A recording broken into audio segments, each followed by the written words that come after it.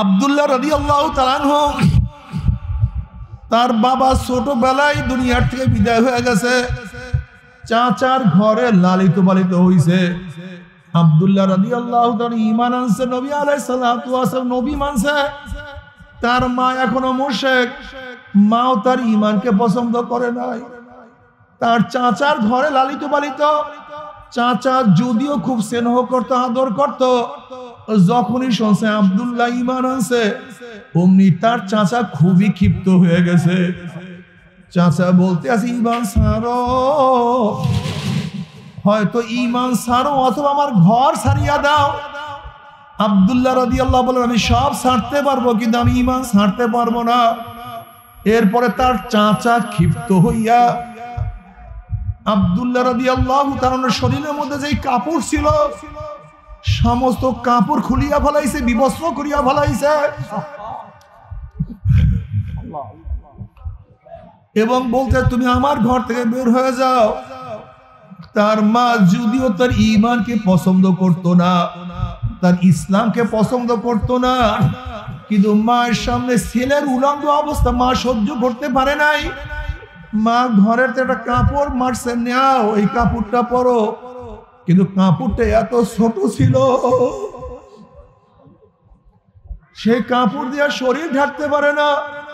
আবার কাপড়ের অবস্থা এত ছোট, যখন কাপড়ে একটা প্যাচ দিছে ঠিক মতো হাঁটতে পারে না, যদি হাঁটে তাহলে লজ্জাস্থান বের হয়ে যায়। আব্দুল্লাহ রাদিয়াল্লাহু তাআলা সেই কাপড়টাকে পরিয়ে এরকম হাতে ধরিয়া ধরিয়া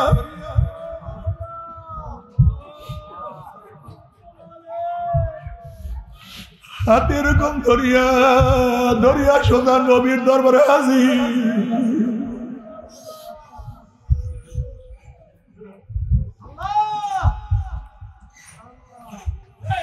নবী আলাইহিস সালাতু ওয়াস সালাম দরজার সামনে পড়িয়া শুধু বলে, আল্লাহ আল্লাহ। আব্দুল্লাহ থরথর থরথর কাঁপে, শীতের শরীরের মধ্যে কোনো বস্ত্র নাই, শুধু ছোট্ট একটা কাপড়, সবসময় হাত ধরিয়া থাকতে হয়। নবী আলাইহিস সালাতু ওয়াস সালাম বলেন, কে? আব্দুল্লাহ বলে, আমি আব্দুল্লাহ। বলে, আব্দুল্লাহ কে? বলে, ইয়া নবী আল্লাহ, আপনি কি জানেন না আব্দুল্লাহ কে? যে আব্দুল্লাহ ঈমান আনার কারণে, আপনার নবুয়তি মানার কারণে, আপনাকে নবী মানার কারণে তার চাচা ঘরের থেকে উলঙ্গ অবস্থায় বের করিয়া দিছে। যে আব্দুল্লাহ শরীরে কোনো কাপড় নাই, আব্দুল্লাহ থর থর করে কাঁপতে আছে, শীতের যন্ত্রণা, সেই আব্দুল্লাহ।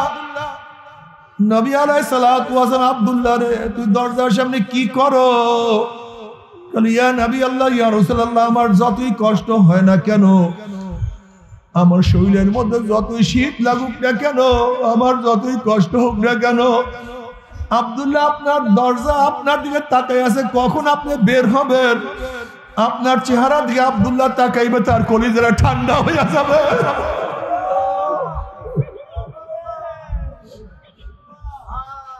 আপনার চেহারার দিকে একবার আব্দুল্লাহ তাকাইবে,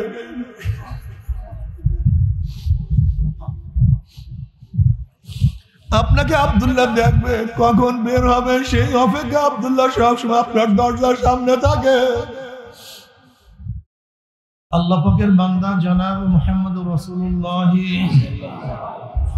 সাল্লাল্লাহু আলাইহি ওয়াসাল্লামের উম্মতগণ, আল্লাহ পাক রব্বুল আলামিন আপনাকে আমাকে ফিতনা ফাসাদের জমানায় যখন তামাম দুনিয়ার থেকে ইসলাম মুসলমানদেরকে মিটিয়ে দেওয়ার ষড়যন্ত্র চলতেছে, তামাম দুনিয়ার মধ্যে ইসলাম মুসলমান থাকবে কি থাকবে না এই প্রশ্নের সৃষ্টি হয়েছে। যে জমানায় মানুষ নেকের কাজ ছাড়তেছে, গুনার কাজ ধরতেছে, শুধু গুনার কাজ ধরেই না, বরং গুনার কাজে প্রতিযোগিতা শুরু করছে, কে কার আগে জাহান্নামে যাবে। সবাই বলে নাউযু বিল্লাহ। যে জমানে মানুষ নেকের কাজে আশ্চর্য হয়, গুনার কাজে স্বাভাবিক থাকে, যে জমানে মুসলমান ইসলামকে পছন্দ করে না, বরং নামধারী মুসলমান ইসলামের সবচেয়ে বড় দুশ্মন হয়ে গেছে। যে জমানায় শিরক বিদআতকে ইবাদত মনে করে, শিরক বিদআতকে ইবাদত মনে করে, কবর পূজা, ব্যক্তি পূজা, এগুলি শিরক বেদাত, কিন্তু দাবি করে আমি মারিফাতের লোক, আমি ইলমে বাতিন, ইলমে তাসাউফের লোক, করে শিরক বেদাত, দাবি করে আবেদ। আবার একদল লোক যা শিরক বেদাত না, তাকে শিরক বেদাত মনে করে। যেমন কিছু সংখ্যক লোক মাযহাব মানা, ইমাম মানাকে শিরক বলে, বেদাত বলে, অথচ এগুলি খুবই জরুরি। গভীর ইলম যাদের নাই, গভীর ইলম যাদের নাই, তারা মাযহাব মানা ব্যতীত, ইমাম মানা ব্যতীত জান্নাতে যাওয়ার কোনো সূরাতই নেই। আমি কথাটা বোঝাতে পারিনি? আমি কি শর্ত করছি? গভীর ইলম। কি ইলম? গভীর ইলম বলতে মুস্তাহিদ, মুস্তানবিদ পর্যায়ে। ইমাম আযম আবু হানিফা রাহমাতুল্লাহ আলাইহির পর্যায়ের লোক, ইমাম মালিক রাহমাতুল্লাহ আলাইহির পর্যায়ের লোক, ইমাম শাফি, ইমাম আহমদ হাম্বল রাহমাতুল্লাহ আলাইহির পর্যায়ের লোক, ইমাম বুখারী, ইমাম মুসলিম রাহমাতুল্লাহ আলাইহি, ইমাম তিরমিজি রাহমাতুল্লাহ আলাইহি, অর্থাৎ মুস্তাহিদ, মুস্তানবিদ পর্যায়ে গভীর ইলম যাদের নাই, এমন ব্যক্তিরা কোন ব্যক্তির অনুসরণ, অনুকরণ ব্যতীত জান্নাতে যাওয়ার কোন রাস্তা নাই। এর কারণটা কি ভাই? দেখেন আজকে এই মাজলিস কেন করছি? এই মাজলিসটার উদ্দেশ্য হলো মাদ্রাসা। এটা একটা মাদ্রাসা। মাদ্রাসা মানে জায়ে দর্স, যেখানে দর্স দেয়া হয়। কি দেয়া হয়? মাদ্রাসা মানে জায়ে দর্স, যেখানে কি দেওয়া হয়? দর্স দেয়া হয়। মাদ্রাসা দুই ধরনের, একটা স্থায়ী মাদ্রাসা, অস্থায়ী মাদ্রাসা। স্থায়ী মাদ্রাসায় 24 ঘন্টা ছাত্ররা থাকে, উস্তাদরা থাকে, 24 ঘন্টা দর্স দেয়, একটা কানুনের মধ্যে থাকে। কথা ঠিক না? এই সময় ঘুমাবা, এই সময় খাবা, এই সময় পড়বা, এই সময় নামাজ পড়বা, 24 ঘন্টা নিজামুল আওকাত। কি কথা ঠিক না? এইটা হলো অস্থায়ী মাদ্রাসা। সেই আসরের পর থেকে বয়ান শুরু। কিসের বয়ান করছে? কি নসিহতটা? কি ভাই জান্নাত এই পথে, জাহান্নাম এই পথে, এইটা হালাল, এইটা হারাম, এইটা সুন্নাত, এইটা ওয়াজিব, আল্লাহর পথে চলতে হবে, কেন চলতে হবে, লাভ কি, আল্লাহর পথে না চললে লসটা কি। ঠিক না ভাই? এখানে কিভাবে ব্যবসা করবেন, বাণিজ্য করবেন, ধনী হবেন, বিল্ডিং বানাবেন, এই প্রশিক্ষণ এখানে দেওয়া হয় নাই। এখানে কিভাবে মেম্বার হবেন, চেয়ারম্যান হবে, এই সমস্ত কথা বলা হয় নাই। এই আসরের পর থেকে এই পর্যন্ত আপনাদের কি নসিহত শোনানো হয়েছে? ভাই নেকের কাজ করো, গুনার কাজ, আল্লাহকে রাজি করে মাওলার জান্নাতে যাবে। কথা ঠিক না? এটা ব্রাহ্মণ মাদ্রাসা। কোরআন ও হাদিসের এখানে বয়ান করা হবে, উৎসাহিত করবে দ্বীনের। বাস আমি আজকে শেষ উস্তাদ, আমি শেষ বয়ান, আজকে শেষ উস্তাদ আমি উপসংহার বয়ান করব। আজকে দিনের রেজাল্টটা কি? চরমনাইওয়ালারা কি চায় দেখেন। চরমনাইওয়ালারা নিজেদের দল ভারী করতে চায় না। বিশ্বাস করেন না? হ্যাঁ, আস্তে। চরমনাইওয়ালারা নিজেদের দল ভারী করতে চায় না। আজ পর্যন্ত আমার দাদার থেকে আজ পর্যন্ত আমরা যারা আছি তাদের অনুসারী, আজ পর্যন্ত কোনো বক্তার মুখে এই কথা শুনছেন কিনা আমি জানি না। আমার দাদাও বলে না, আমার বাবাও বলে না, আমরাও বলি না যে চরমনাই স্যার উপায় নেই। এরকম বয়ান শুনছেন কোনোদিন? তোমাকে জান্নাতে যাইতে গেলে চরমনাই মুরিদ হইতেই হবে, এরকম বয়ান শুনছেন? এরকম বয়ান আমরা করি না। বরং আমরা কি বয়ান করি? চরমনাই কবরে গিয়া চরমনাই পরিচয়তে কোনো লাভ নেই, আমি চরমনাইয়ের মুরিদ, এই পরিচয় দিলে মাপ পেয়ে যাবা, এরকম কোন সূরাত কবরের মধ্যে নাই। আমরা কি বলি? আমরা বলি গুনার কাম সারো, নেকের আমল ধরো, চোখে পানি নিয়ে মাওলার কবরে যাই। যেরকম দুনিয়ার ঘরে আগুন লাগলে পানি ছাড়া নিবানো যায় না, ঠিক তদ্রুপ তোমার এবং আমার গুনার দ্বারা যে জাহান্নামের আগুন জ্বলিয়া রইছে, চোখের পানিও ছাড়া কিন্তু জাহান্নামের আগুন নিবানো সম্ভব নেই। আমাদের কথা ভাই, ইবাদত করো। আমরা কি বলি? আমরা বলি জনাব মুহাম্মদ রাসূলুল্লাহ সাল্লাল্লাহু আলাইহি ওয়াসাল্লাম তার কলিজার টুকরা ফাতেমাকে বলে, এ ফাতেমা, জাহান্নামের আগুন থেকে নিজেকে নিজে বাঁচাও। এ ফাতেমা, জাহান্নামের আগুন থেকে নিজেকে নিজে, কবরে গিয়ে আমার পরিচয়তে লাভ নাই। বুখারীর মধ্যে রওয়ায়াত আছে, নবী আলাইহিস সালাতু ওয়াস সালাম বলে, কুরাইশরা, এ বনি আব্দে মানাফ, নিজেকে নিজে জাহান্নাম থেকে, আগুন থেকে বাঁচাও। হে আব্দুল মুত্তালিবের গোষ্ঠী, নিজেকে নিজে জাহান্নামের আগুন থেকে বাঁচাও। কবরে গিয়ে আমার পরিচয় দিবা আমি কুরাইশি, আমার বংশী নবী আসছে, কোনো লাভ নেই। এটা মাদ্রাসা উৎসাহিত করি দিনের জন্য। কিসের জন্য? হ্যাঁ, দিনের কথা বলতে গেলে কেউ বন্ধু হবে, কেউ শত্রু হবে, এটা আশ্চর্য আর কিছু নাই। এটা আশ্চর্য হওয়া। আচ্ছা বলেন তো, নবী আলাইহিস সালাতু ওয়াস সালামের চেয়ে ভালো তার জামানায় কেউ ছিল? তার আগে কিয়ামত পর্যন্ত তার চেয়ে ভালো তার জামানায় ছিল না, তার আগেও ছিল না, কিয়ামত পর্যন্ত কেউ। আচ্ছা বলেন তো, নবীকে সবাই কি মহব্বত করতো? হ্যাঁ, না, এটা ভুল, এটা ভুল মেসেজ। আমার নবীর চেয়ে ভালো তার জামানায় কেউ ছিল না, তার আগেও ছিল না, কিয়ামত পর্যন্ত তার চেয়ে ভালো কেউ আসতে পারে না। এই নবী আলাইহিস সালাতু ওয়াস সালামকে সবাই মহব্বত করতো না। মহব্বত তো দূরের কথা, আমার নবী আলাইহিস সালাতু ওয়াস সালামের এত শত্রু ছিল, এত দুশমন ছিল, যা চিন্তাও করা যায়। কেমন দুশমন? নবী আলাইহিস সালাতু ওয়াস সালাম পড়বেন না সাল্লাল্লাহু আলাইহি ওয়াসাল্লাম নামাজরত অবস্থা, আবু জাহিল বলতেছে, বুখারীর মধ্যে রওয়ায়াত আছে, আব্দুল মাসউদ রাদিয়াল্লাহু রওয়ায়াত করেন, আবু জাহিল বলছে, কি আছে তোমাদের মধ্যে? মুহাম্মদ বলেন সাল্লাল্লাহু আলাইহি ওয়াসাল্লাম যখন সিজদায় পড়বে, উটের নারী বুড়ি তার মাথার উপরে চাপাইয়া কে দিতে পারবে? আচ্ছা বেচারা কি দোষ করছে আমাকে বলেন তো? দোষটা কি করছে? কারোর হালাল করে মারছে, কারোর ঘরে তালা লাগাইছে, কারোর জমি আত্মসাৎ করছে, অবৈধ কাউকে থাপড় দিছে, কাউকে গালি দিছে। দুশ্মনীটা কি বলেন? সে নামাজ পড়বে হেরেমের মধ্যে, সে ইবাদত করবে না, তাও করতে দিবে না। কে আছো?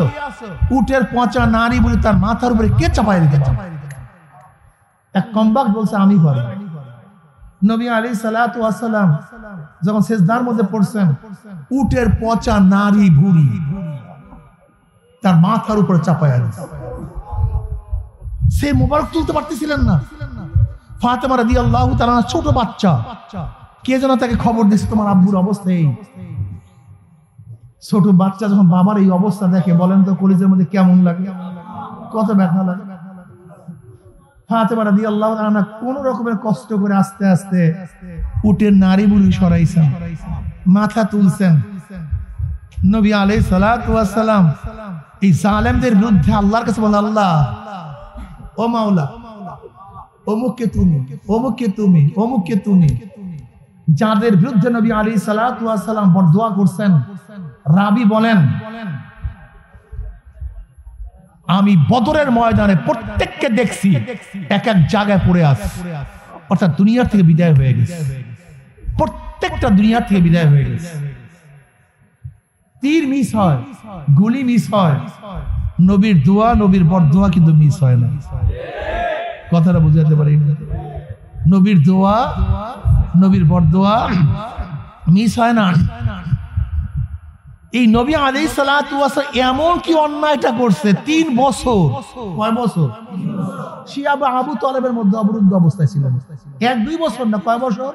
3টা বছর আটকায় রাখছে 2 পাহাড়ের মাঝখানে। কেউ কথা বলে না, এক গ্লাস পানি কেউ দেয় না, কেউ খাদ্য দেয় না, কেউ কথা বলে না, এমনকি কেউ খাদ্য দিতে গেলে তাকেও বয়কট করা হয়। তাদের সাথে সাহাবারা ছিলেন, মহিলারাও ছিলেন, মহিলাদের সাথে বাচ্চারাও ছিল। খানা নাই, পানি নাই, না খেতে খেতে মাদের স্তন শুকায়। মুসলমান ভালো মতো শুনি ইসলাম কি জিনিস, ইসলাম কাকে বলা হয়। মাদের স্তন শুকায় গেছে, বাচ্চারা বুকের মধ্যে টান দেয়, খাদ্য নাই, ঠাট্টা মারিয়া চিল্লান দেয়, বাচ্চাগুলি শুকায় গেছে, হাড্ডি সার হয়ে গেছে, ঈমান ছাড়ে নাই, ঈমান ছাড়ে নাই। ওই মহিলাগুলি সেখান থেকে ভাগে নাই, ঈমান ছাড়ে নাই। আর তোমার আমার অবস্থাটা কি বলো তো? সামান্য পরীক্ষায় পড়লি ঈমানটাকে আগে বলি দিই, সামান্য পরীক্ষায় পড়লি ইসলামটাকে বলি দিই। আমি বিশ্বাস করি, আমি বিশ্বাস করি সাহাবায়ে কেরাম রিদওয়ানুল্লাহি তাআলা আলাইহিম আজমাইন যেই পরিমাণের গরীব ছিলেন, ক্ষুধার্ত ছিলেন, গোটা বাংলাদেশের মধ্যে তাদের মতো একজন গরীব পাওয়া যাবে না। আম্মা জান আয়েশা সিদ্দিকা রাদিয়াল্লাহু তাআলা আনহা ফরমান, নবীর ঘরে কখনো কখনো 1 মাস পর্যন্ত আগুন জ্বলতো না। 1 মাস পর্যন্ত আগুন জ্বলতো না। আলিউল মুর্তজার, এই দরিরা গরিবেরা ভালো মতো বুঝো, একটু পরীক্ষায় পড়লে ঈমানটাকে শেষ করো। আলী রাদিয়াল্লাহু ফরমান, হে গোটা দুনিয়ার মানুষ, নবী আলাইহিস সালাতু ওয়াস সালামের কলিজার টুকরা ফাতেমার ঘটনা শুনো। ফাতেমা, নবী আলাইহিস সালাতু ওয়াস সালামের কলিজার টুকরা ফাতেমার ঘটনা শুনো। ফাতেমা পানির মস্ক টানতে টানতে কাঁধের মধ্যে রশির দাগ পড়িয়া গেছে। ফাতেমার ঘটনা শুনো। আটার চাকতি ঘুরাতে ঘুরাতে হাতের মধ্যে ঠোস পড়িয়া গেছে। ফাতেমা এবং আমার বিছানার চাদর ছিল একটা, কয়টা? ফাতেমার আর আমার একটা বিছানা ছিল, বাস এইভাবে রাখো, একটা বিছানা। কয়টা? ওই একটা বিছানায় দুইজনে ঘুমাতাম। একটা ছাগলের চামড়ার বিছানা। কিসের? ছাগলের চামড়া, এই বিছানা। আবার দিনের বেলায় সেই বিছানার উপরে জানোয়ারদের খাদ্য দিতাম। এই বিছানায় ঘুমাইতাম, এই বিছানায় রাত দিনের বেলায় বকরিদেরকে, জানোয়ারদেরকে, ভেড়াদেরকে, দুম্বাদেরকে খাদ্য দিতাম। আবার রাত্রে ওই বিছানায় ঘুমাইতাম। কি বুঝলেন? আমাকে বলেন তো, এই ফাতেমা রাদিয়াল্লাহু তাআলা আনহা যে গরিব ছিলেন, কেমন গরিব? নবী আলাইহিস সালাতু ওয়াস সালাম একদিন তার ঘরে গেছেন, সালাম দিছেন। বলে, আব্বুজান ঢুকিয়েন না। বলে, কেন? অর্থাৎ আপনার সামনে আসবো সেই পরিপূর্ণ বস্ত্র আমার গায়ে নাই। আমাকে দেখান তো গোটা বাংলাদেশের মধ্যে এই ধরনের একজন ভিক্ষুক গরিব আছে, একজন। ঈমান ছাড়ছার মধ্যে সামান্য বিপদে বলে ঈমান ছাড়িয়ে দিছো, সামান্য। হ্যাঁ, আবু হুরায়রা রাদিয়াল্লাহু ফরমান, রওয়ায়াত তিনি নিজে করেন, আমি ক্ষুধার্ত, জমনের ক্ষুধা, এত ক্ষুধা সহ্য করতে পারতেছি না। নামাজের পরে মসজিদের বাহিরে নামলাম, আমি আবু বকরকে সালাম দিলাম, তার কাছে মাসআলা জিজ্ঞাসা করছি। মাসআলা আমি জানি, উত্তর আমি জানি। কেন মাসআলা জিজ্ঞাসা করছি? যে আমার মাসআলার জবাব দিবে। আবু হুরায়রা রাদিয়াল্লাহু ফরমান, তিনি আমার মাসআলার জবাব দিবেন। উদ্দেশ্য ছিল আমার সাথে কথোপকথন হবে, আমার অবস্থান দেখবে, আমাকে তার বাড়িতে দাওয়াত দিবে, পেট ভরে খাবো এর জন্য। কিন্তু তিনি আমার সালামের জবাব নিছেন, মাসালার উত্তর দিয়েছেন, কিন্তু আমাকে দাওয়াত দেন নাই। আমি বুঝতে পারছি আমাকে খাওয়ার মতো তার ঘরেও কিছু নেই। ওমর ইবনে খাত্তাব রাদিয়াল্লাহু তাআলা বের হইছেন, একই উদ্দেশ্যে সালাম দিলাম, মাসালা জিজ্ঞাসা করলাম, সে আমার প্রশ্নের জবাব দিছে, লেকিন আমাকে দাওয়াত দেয় না। আমি বুঝছি তার ঘরেও আমাকে খাওয়াবার মতো কিছু। এরপর সরদার দু আলম জনাব মুহাম্মদ রাসূলুল্লাহ সাল্লাল্লাহু আলাইহি ওয়াসাল্লাম বের হইছে, আমি তাকে সালাম দিছি। আমার চেহারার দিকে তাকাইয়াই তিনি বলছে, ঘরের মধ্যে কিছু আছে? মসজিদে নববী আর নবীর হুজরা ছিলেন, একটা মানি পর্দা ছিল, একটা বেড়া পর্দা, এই পর্দার এপারে মসজিদ, এই পাশে হুজরা, তার থাকার জায়গা। নবী আলাইহিস সালাতু ওয়াস সালাম ঘরে আওয়াজ দিলেন, খাবার মতো কি কিছু আছে? ঘরের থেকে আওয়াজ আসছে, 1 পেয়ালা দুধ আছে। কয় পেয়ালা? নবী আলাইহিস সালাতু ওয়াস সালাম আবু হুরায়রাকে বলেন, আবু হুরায়রা যাও, আহলুস সুফফার সবাইকে দাওয়াত। আহলুস সুফফার, আপনারা জানেন আহলুস সুফফার অনেক সাহাবী তারা সেখানেই থাকতেন, নবী আলাইহিস সালাতু ওয়াস খেদমত করতেন। বিভিন্ন জায়গা থেকে যারা মুসলিম হয়ে আসতো, তারা সেখানেই থাকতেন, 24 ঘন্টা অবস্থান করতেন। নবী আলাইহিস সালাতু ওয়াস সালামের দর্শে বসতেন, নবী শিক্ষা দিতেন, পড়াইতেন, তারা পড়তেন, আমল করতেন। তাদের কাজই হলো ইলম, আমল, নবীর খেদমত। কাঠ কুড়ায় আনতেন, নবীর বাসার খেদমত করতেন। অন্য রাওয়ায়াতের মধ্যে আহলে সুফফার অবস্থা একজনের পরিপূর্ণ শরীরে কাপড় ছিল না, পরিপূর্ণ কাপড় একজনারও ছিল না, হয়তো নিচ ঢাকলে উপর খালি, উপর ঢাকলে নিচ খালি। আহলে সুফার সংখ্যা তখন ছিল প্রায় 70। কতজন? প্রায় 70 জন। আবু হুরায়রা রাদিয়াল্লাহু ফরমান, নবী আলাইহিস সালাতু ওয়াস সালাম সবাইকে দাওয়াত দিয়েছে দুধ মাত্র 1 পেয়ালা, আর আমাকে সবাইকে দাওয়াত দেওয়ার জন্য বলছে যখন সবাই আসবে আমাকেই বলবে বন্টন করো। তা প্রথম ছুটেই তো খাদ্য শেষ, দুধ শেষ, তা আমার অবস্থাটা কি? আমি তো যেই ক্ষুধার্ত সেই ক্ষুধার্ত। কিন্তু নবী আলাইহিস সালাতু ওয়াস সালাম যেহেতু হুকুম করছেন, না মানি উপায় নেই। আমি সবাইকে গিয়ে বললাম, এই আহলে সুফার সবাই, আজকে নবীর ঘরে দাওয়াত। সবাই তো ক্ষুধার্ত, এত খুশি, এত আনন্দ, আজকে নবীর ঘরে দাওয়াত। সবাই আসছে, সবাই সিরিয়াল দিয়া বসছে। ওই আমার ধারণা অনুযায়ী নবী আলাইহিস সালাতু আমাকে বললেন, আবু হুরায়রা ভাগ করো, বন্টন শুরু করো। আমি এক সাহাবার কাছে বাটি নিয়ে গেছি, দুধের পেয়ালা নিয়ে গেছি। এমনি ক্ষুধার্ত মানুষ, তাজা দুধ, এমন টান মারছে দুধের মধ্যে, টানে পেট ফুলাইয়া ফেলাইছে। কিন্তু আল্লাহর কসম, বাটির থেকে 1 ফোঁটা দুধ কমে নেই। যেই দুধ সেই দুধ। আমি দ্বিতীয় ব্যক্তির কাছে নিয়ে গেছি, সেও সেই পেয়ালা থেকে পান করছে, কিন্তু 1 ফোঁটা দুধ কমে নেই। আমি তৃতীয় ব্যক্তির কাছে নিয়ে গেছি, সেও দুধ পান করছে পেয়ালা থেকে, পেট পুড়ে দুধ পান করছে, 1 ফোঁটা দুধ কমে নেই। এরকম করতে করতে আমি গোটা আহলে সুফার সবাইকে দুধ পান করাইলাম। আল্লাহর কসম, পেয়ালার থেকে 1 ফোঁটা দুধ কমে নেই। আস্তে কয় সুবহানাল্লাহ, সবাই বলে সুবহানাল্লাহ। আবু হুরায়রা রাদিয়াল্লাহু ফরমান, এরপর আমি নবী আলাইহিস সালাতু ওয়াস সালামের পড়বেন না সাল্লাল্লাহু আলাইহি, আমি পেয়ালা ফেরত দিলাম।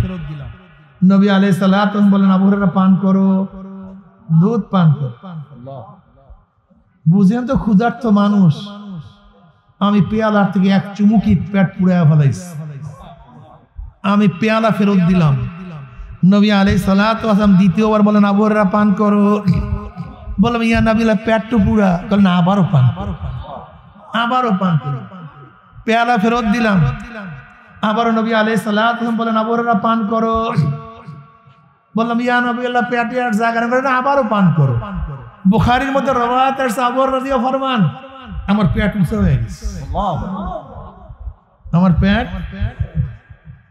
তৃতীয়বার পান করলাম, পেয়ালা ফেরত দিলাম। আল্লাহর কসম, সেই পেয়ালার থেকে 1 ফোঁটা দুধ কমে নাই। এরপর নবী আলাইহিস সালাতু ওয়াস সালাম দুধ পান করলেন। বলেন তো, আজকে যদি এই 1000 ভাগের 1 ভাগ পরীক্ষা আমাদের উপর আসতো, কি অবস্থা? এ মুসলমান, সবাই জান্নাতে যাবা, সবাই, সব জান্নাতের পাগল হয়ে গেছো। মুসলমানের মধ্যে ইসলামের কোনো ছাপ নাই, মাথার মধ্যে ইসলামের ছাপ, চেহারার মধ্যে, পোশাকের মধ্যে, ব্যবসার মধ্যে, বাণিজ্যের মধ্যে, চলার মধ্যে, দলের মধ্যে, নেতার মধ্যে, কামাইয়ের মধ্যে, খরচের মধ্যে, ছেলের মধ্যে, মেয়ের মধ্যে, বন্ধুর মধ্যে, নেতার মধ্যে, কোনো জায়গায় ইসলামের কোনো ছাপ নাই, কোনো প্রমাণই নেই, কিচ্ছু নাই। আর সব জান্নাতে চলে গেছে। কোন পাগলের দেশে আছি আল্লাহই ভালো জানে, কোন পাগলের দেশে আছি আল্লাহ পাকি ভালো জানি না। আমি সাহাবারা দুনিয়া বিক্রি করিয়া ঈমানকে ঠিক রাখছেন, আর আমরা ঈমান বিক্রি করিয়া দুনিয়াকে ঠিক রাখি। কথাটা বুঝাতে পারি না। সাহাবারা কি করছেন বলেন তো? ঈমানকে। আর আমরা কি করি? পার্থক্য করে বুঝাতে পারছি তো? সাহাবায়ে কেরাম রিদওয়ানুল্লাহি আজমাইন ঈমানের জন্য, ইসলামের জন্য বাড়ি ছাড়িয়ে দিছি কি দেয় নাই? বাড়ি ছাড়িয়ে দিছে, স্ত্রী ছাড়িয়ে দিছে, স্বামী ছাড়িয়ে দিছে। কত সাহাবীরা ঈমানের জন্য তার স্বামীকে ত্যাগ করছে। তুমি কে দেখো উম্মে হাবিবা রাদিয়াল্লাহু তাআলা আনহা, উবাইদুল্লাহ ইবনে জাহাশ তার স্বামী ছিল, সে ইসলাম ধর্ম গ্রহণ করেছিল, পরবর্তী মুরতাদ হয়ে গেছে। মুরতাদ হওয়ার পরে উম্মে হাবিবা রাদিয়াল্লাহু আনহা ঈমান ছাড়েন নাই, ইসলাম ত্যাগ করেন না। স্বামী যায় যাক, ঈমান ছাড়া যাবে না। আবার কত সাহাবীরা ঈমানের জন্য স্ত্রী ছাড়িয়া দিছে, ঈমান ত্যাগ করে নাই। সাহাবাদের অবস্থা এমন। আব্দুল্লাহ রাদিয়াল্লাহু তাআলা আনহু, তার বাবা ছোটবেলায় দুনিয়ার থেকে বিদায় হয়ে গেছে, চাচার ঘরে লালিত পালিত হইছে। আব্দুল্লাহ রাদিয়াল্লাহু তাআলা ঈমান আনছে, নবী আলাইহিস সালাতু ওয়াস সালাম নবী মানছে। তার মা এখনো মুশরিক, মাও তার ঈমানকে পছন্দ করে নাই। তার চাচার ঘরে লালিত পালিত, চাচা যদিও খুব স্নেহ করতো, আদর করত, যখনই শুনছে আব্দুল্লাহ ঈমান আনছে, অমনি তার চাচা খুবই ক্ষিপ্ত হয়ে গেছে। চাচা বলতে আছে, ঈমান ছাড়ো, হয়তো ঈমান ছাড়ো অথবা আমার ঘর ছাড়িয়া দাও। আব্দুল্লাহ রাদিয়াল্লাহু বলেন, আমি সব ছাড়তে পারবো, কিন্তু আমি ঈমান ছাড়তে পারবো না। এরপরে তার চাচা ক্ষিপ্ত হইয়া আব্দুল্লাহ রাদিয়াল্লাহু তাআলার শরীরের মধ্যে যেই কাপড় ছিল, সমস্ত কাপড় খুলিয়া ফেলাইছে, বিবস্ত্র করিয়া ফেলাইছে, এবং বলতে, তুমি আমার ঘর থেকে বের হয়ে যাও। তার মা যদিও তার ঈমানকে পছন্দ করত না, তার ইসলামকে পছন্দ করত না, কিন্তু মায়ের সামনে ছেলের উলঙ্গ অবস্থা মা সহ্য করতে পারে নাই। মা ঘরের একটা কাপড় মারছে, নাও এই কাপড়টা পরো, কিন্তু কাপড়টা এত ছোট ছিল,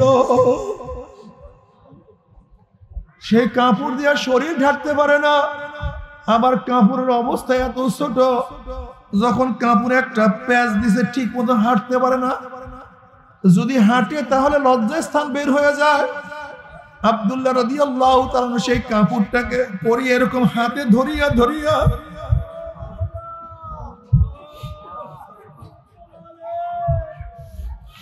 হাতে এরকম ধরিয়া ধরিয়া সোজা নবীর দরবারে হাজির।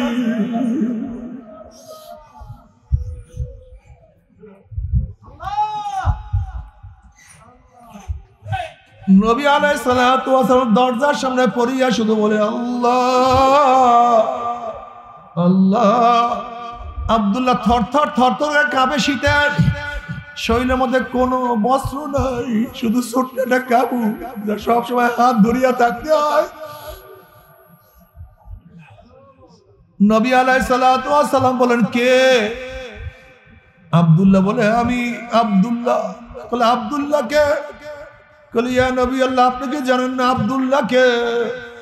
যে আব্দুল্লাহ ঈমান আনার কারণে, আপনার নবুয়তি মানার কারণে, আপনাকে নবী মানার কারণে তার চাচা ঘরের থেকে উলঙ্গ অবস্থায় বের করিয়া দিছে।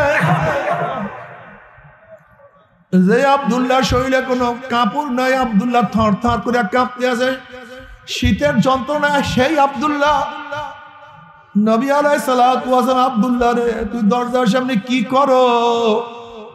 ইয়া নবী আল্লাহ, ইয়া রাসূলুল্লাহ, আমার যতই কষ্ট হয় না কেন, আমার শরীরের মধ্যে যতই শীত লাগুক না কেন, আমার যতই কষ্ট হোক না কেন, আব্দুল্লাহ আপনার দরজা আপনার দিকে তাকাই আছে, কখন আপনি বের হবেন, আপনার চেহারা দিকে আব্দুল্লাহ তাকাইবে, তার কলিজাটা ঠান্ডা হয়ে যাবে।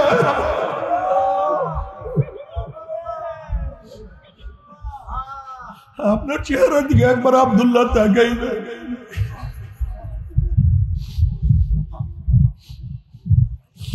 আপনাকে আব্দুল্লাহ দেখবে, কখন বের হবে সেই অপেক্ষা আব্দুল্লাহ সবসময় আপনার দরজার সামনে থাকে।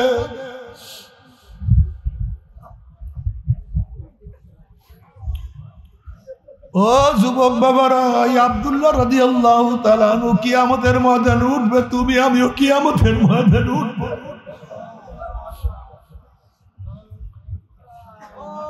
ও পর্দার মা বোনেরা, ও আমার মা বোনেরা, এই মাত্র যে হাদিস শুনাইলাম, শিয়া বা আবু তালেবের মধ্যে কত আমার মা বোনেরা না খাইতে খাইতে, না খাইতে খাইতে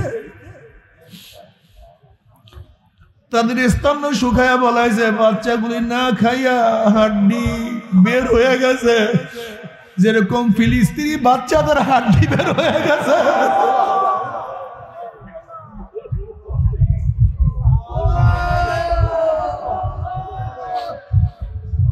ও আমার মা বোনেরা, এত এত সাধনা করার পর মুসলিম মেয়েরা ঈমান ছাড়ে না।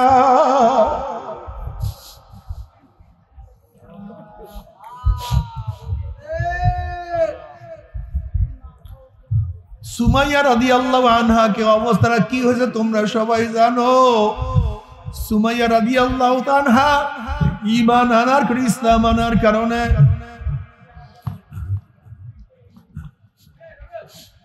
আবু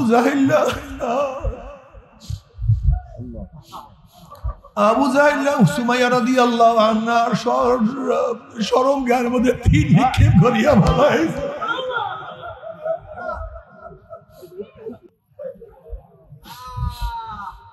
ঈমান ছাড়ে না, আমার মাওলাকে ভোলে না, আমার মাওলাকে ভোলে না।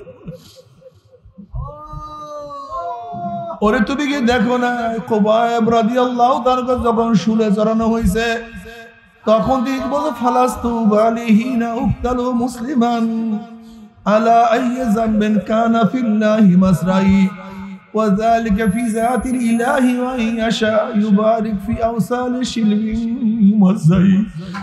আমার কোনো আফসোস নেই, আমার কোনো টেনশন নেই, আমার কোনো চিন্তা নাই। যেহেতু আমি মুসলমান অবস্থায় মারা যাইতে আছি, যেহেতু আমি মুসলমান অবস্থায় মারা যাইতে আছি, আমার কোনো টেনশন নাই, আমার কোনো চিন্তা নাই। যদি আমাকে কাবার দিকে ফিরাইয়া হত্যা করে বা কাবার থেকে মুখ ফিরাইয়া হত্যা করে, যেই অবস্থায় আমাকে শহীদ করা হোক না কেন, আমার কোনো টেনশন, আমার প্রত্যেকটা রক্তের ফোঁটা আমার মাওলা আমাকে যা যা দিয়ে দেবে, নিয়ামত দিয়ে দেবে, আমার মাওলা আমাকে মর্যাদা দান করবে। ফালাস্তু বালিহিনা উক্তালু মুসলিমান, যেহেতু মুসলমান অবস্থায় মারা যায় আমার কোনো টেনশন নাই, কোনো চিন্তা নাই। যেহেতু তারা মুসলমান অবস্থায় মারা গেলে কোনো টেনশন ছিল না। আর তুমি আমি সারাদিন দুনিয়া, এই দোকান, এই টাকা, এই পয়সা, এই চাকরি, নৌকারি, এ আমার যুবক বাবারাও, মুরব্বী বাবারাও, পর্দালে মা বোনেরাও, আমার বাবারা, ও আমার মারা, কি নিয়ে রওনা করছো, কোথায় রওনা করছো, কি নিয়ে রওনা করছো, কোথায় রওনা করছো, কি নিয়ে রওনা করছো। খবরদার মুসাফির রওনা করছো, পাথেও না নিয়ে কেউ সফর শুরু করিও না। যদি পাথেও সারা সফর শুরু করো, তুমি ঢাকায় যাওয়া রিক্সাওয়ালার যখন পয়সা দিতে পারবা না, রিক্সাওয়ালা থাপ্পড় দিবে। বাসে যখন টাকা দিতে পারবা না, ঘাট ধাক্কা দিয়া নামায়া দিবে। হোটেল খাওয়ার পরে যখন টাকা দিতে পারবা না, তোমার কান ধরিয়া মলতে মলতে মেসিয়ার তোমাকে লুবি পেটুক করিয়া নামায়া দিবে। অর্থাৎ দুনিয়ার পাথিও ব্যতীত পথ চলতে গেলে ঘাটে ঘাটে সব জায়গায় অপমানিত হইতে হয়, লজ্জিত হইতে হয়, লাঞ্ছিত হইতে হয়। ঠিক হে আখিরাতের মুসাফিরেরা, যারা কবরের দিকে রওনা করছো, কিয়ামতের দিকে রওনা করছো, যারা মিজানে ওঠার জন্য প্রস্তুতি গ্রহণ করছো, যারা পুসরাত পানি দেওয়ার জন্য প্রস্তুতি নিছো, খবরদার, খবরদার, খবরদার, পাথেয় সংগ্রহ না করিয়া কেউ সফর করিও না, কেউ পথ চলিও না। আজরাইল যখন তোমার আমার রূহ কবজ করার জন্য আসবে, যদি দেখি ঈমান ঠিক নাই,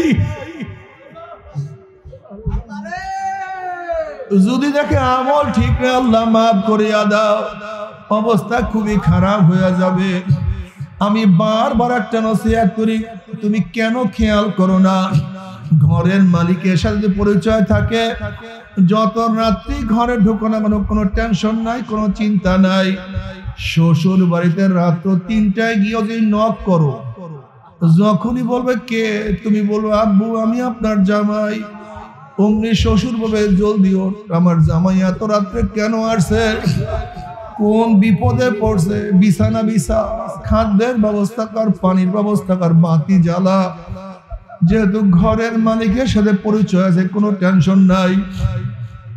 যদি ঘরের মালিকের সাথে পরিচয় না থাকে আর রাত্রি গিয়া নক করো, যদি পরিচয় দিতে নাই পারো, এ চোর আসছে, ডাকাত আসছে, বান, ওকে মার, ওকে ধর, অপমান কর, অপদস্থ কর। যেহেতু ঘরের মালিকের সাথে কোনোই পরিচয় নাই, ঠিক কবরের মালিকের সাথে পরিচয় করিয়া, কবরের মালিকের সাথে পরিচয় করিয়া যদি কবরে যাইতেই পারো, কবরের মালিক বলবে ফেরেশতারা আমার বন্ধু আসছে, আমার দোস্ত আসছে,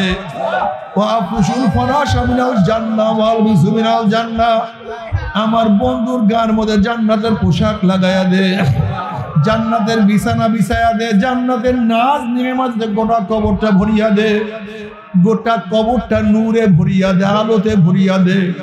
যেহেতু বন্ধুর সাথে পরিচয় আছে, বন্ধুর কবরে গেছে, কোনো খবর নাই, কোনো টেনশন নাই।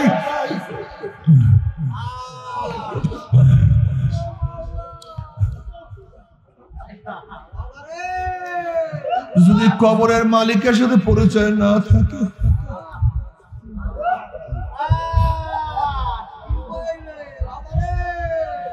যদি কবরের মালিকের সাথে পরিচয় না করিয়া মাওলার কবরে যাও, কবরের মালিক বল ফেরেশতারে আমার দুশমন, আমার শত্রু, ওর সাথে আমার কোনোই সম্পর্ক নাই। এই ফেরেশতারা কবরের মধ্যে আগুন ধরাইয়া দে, অমনি কবরটা হুফরাতু মিনহু ফারাইন্নার, একটা জাহান্নামের কুয়া হইয়া যাবে। আল্লাহ ডাক দিয়ে কবরের মাটি, ওর সাথে আমার কোনো সম্পর্ক নাই, চাপ দে। অমনি চাপের চলে এক পাঁজরের হাড্ডি আর এক পাঁজরে লাগাইয়া ফেলাইবে। এ সাপ আমার দুশমন আসছে, জড়াইয়া দাও। অমনি গোটা কবরটা সাপে ভরিয়া যাবে। আল্লাহ সবাইকে মাফ করিয়া দাও।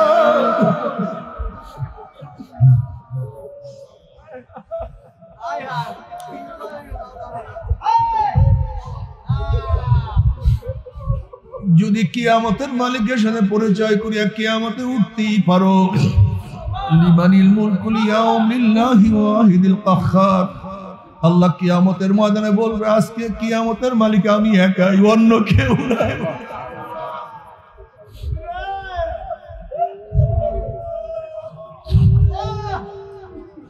ও বাবারা শোনো, রাতে শুয়া শুয়া চিন্তা করিও, ও আমার মারা, ও আমার মারা, একটু শোনো, রাতে শুয়া শুয়া চিন্তা করিও।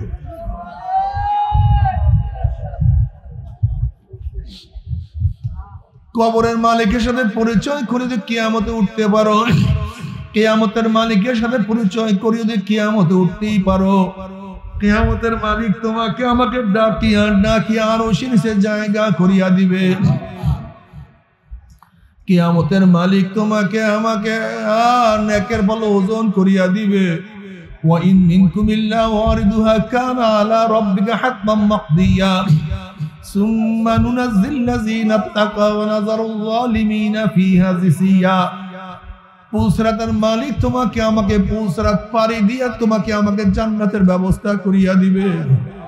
আল্লাহ সবার জন্য কবুল করিয়া নাও।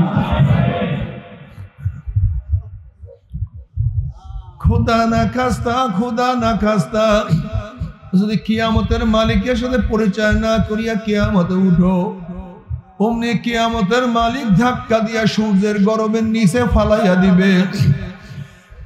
কিয়ামতের মালিকের সাথে পরিচয় না করিয়া যদি কিয়ামতের ময়দানে উঠো, নাফরমানের ঘাম হাঁটু পরিমাণে হইয়া যাবে। কোন কোন নাফরমানের ঘাম কোমর পর্যন্ত, কোন কোন নাফরমান ঘামের মধ্যে সাঁতরে যাবে। আল্লাহ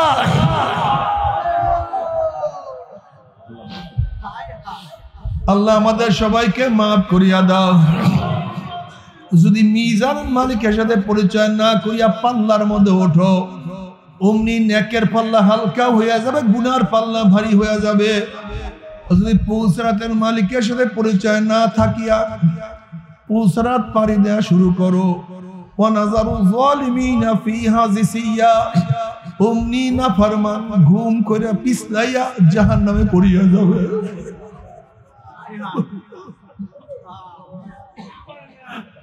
যখনই জাহান্নামেরা জাহান্নামে পড়িয়া যাবে,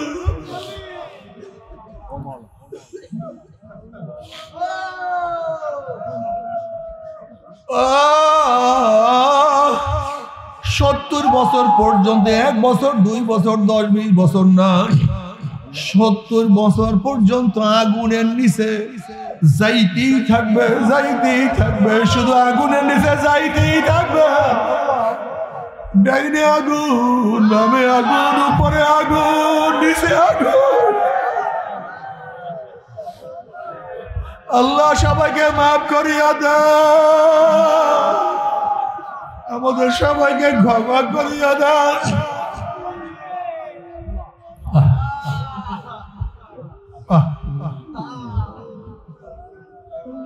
বলে জাহান্নামের ভয় কত পাথর কানতে কানতে নহর জারি হইয়া ফেলাইছে। মুসা আলাইহিস সালাতু ওয়াস সালাম একদিন এক জায়গা থেকে রওনা করছে, দেখে একটা পাথর কান্দে। নবী মুসা আলাইহিস সালাতু ওয়াস বলেন, পাথর কেন কান্দো? বলে, আল্লাহ নবী মুসা, আল্লাহ পাক জাহান্নামকে মানুষ এবং পাথর দিয়া জ্বালাইবে, ওয়াকুদুহান নাস ওয়াল হিজারা। ওই জাহান্নামের ভয়ে কান্দি, একটু দোয়া করেন না আল্লাহর কাছে, মাওলা আমাকে মাফ করিয়া দেয়। মুসা আলাইহিস সালাতু ওয়াস দোয়া করলেন, মাওলা একটা পাথর কান্দে, মাফ করিয়া দাও না। আল্লাহ বললেন, সুসংবাদ জানাইয়া দাও, মাফ করিয়া দিলাম। অনেকদিন পরে মুসা আলাইহিস সালাতু ওয়াস সেখানে আসার পরে দেখে পাথর আবারও কান্দে। নবী মুসা আলাইহিস সালাতু ওয়াস ধমক দিয়া প্রশ্ন, পাথর তুই আমার কথা বিশ্বাস কর নাই, মাওলা তোকে মাফ করিয়া দিছে। এবার পাথর বলছে, আল্লাহ নবী মুসা, নবীরা কোনোদিন মিথ্যা কথা বলতে পারে না, আল্লাহ আমাকে মাফ করছে বিশ্বাস করে, তাহলে আমারও কেন কান্দো? এবার পাথর বলে, আল্লাহ নবী মুসা, যদি আমি না কান্দতাম আমার দিকে আপনি লক্ষ্য করতেন না, দোয়াও করতেন না, আর আপনি দোয়া না করলে হয়তো মাওলা আমাকে মাফও করতো না। যেই কান্নার উসলে মাওলা আমাকে মাফ করিয়া দিছে, ওই কান্না আমি আর কোনোদিনও ছাড়বো না। বাবারে, তুমি কি দেখো না আল্লাহর ওলিরা কাঁদতে কাঁদতে মাওলার কবরে চলিয়া গেছে।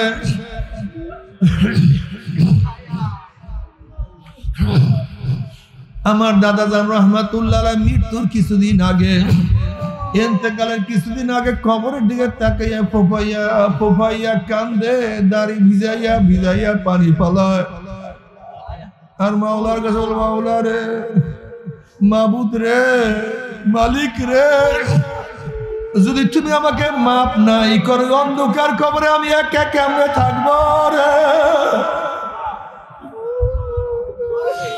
সাথী নাই, বাতি নাই।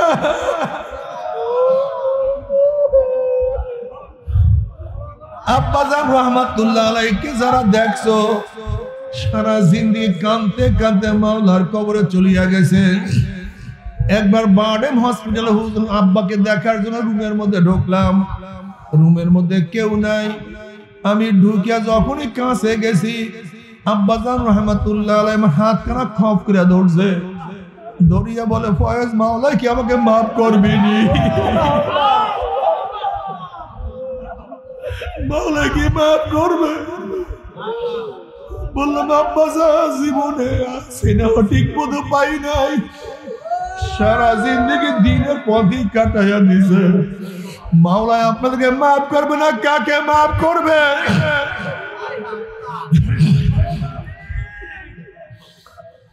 যারা দিনের উপরে থাকার পরে মাওলাকে এত ভয় করতেন, অথচ তুমি আমি সারাদিন গুনার মধ্যে ডুবান্ত, নামাজ নাই, রোজা নাই, পর্দা নাই, জেনার মধ্যে লিপ্ত, সুদের মধ্যে লিপ্ত, ঘুষের মধ্যে লিপ্ত, গাজার মধ্যে লিপ্ত, মদের মধ্যে লিপ্ত।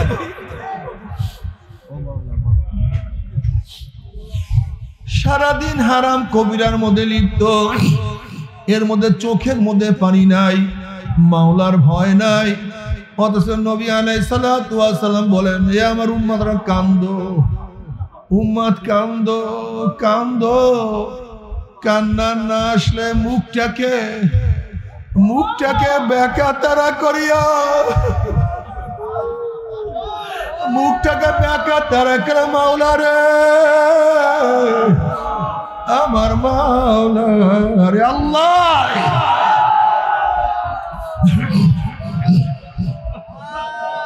তবে মুমিন মুসলমান বলতে সবাইরই মনে চায় গুনার থেকে ফিরিয়া নেক আমল করিয়া মাওলার জান্নাত কিন্তু সবাইরই যাইতে মনে চায়। গুনাহ নিয়া মাওলার জাহান্নামে কাউরে কিন্তু যাইতে মনে চায় না। কিন্তু কেনই বা আমরা নেক আমল করতে পারি না, কেনই বা গুনার কাম ছাড়তে পারি না? এর মূল কারণ না আপনার এবং আমার পিছনে নফস এবং শয়তান লাগিয়া রইছে। এই নফস এবং শয়তান থেকে ফেরার জন্য যে কোন একজন হক্কানি আল্লাহর ওলির হাতে হাত দিতে হবে রে বাবা।